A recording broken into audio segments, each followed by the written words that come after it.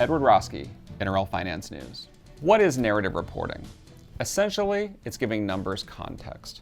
I'm positive your budgets are going to be wrong for 2020, but how are you going to explain it? You have to have a good tool, a good system in place so that as those numbers start coming in, you'll be able to quickly have a dialogue. Why am I off from what I expected? It's not good enough just to say COVID-19. We have to say we didn't hit our production levels, or our supply chain was disrupted. Our revenue increased briefly, but then people held on to things so that our revenue decreased after that. Whatever that commentary is, you have to be able to get a report out, give everybody's dialogue and conversation on it, collect it, and then share that information. Share it in footnotes internally, share it at a summary level externally.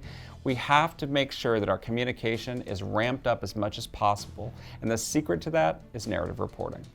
This is Edward Roske from IFN. Stay safe out there.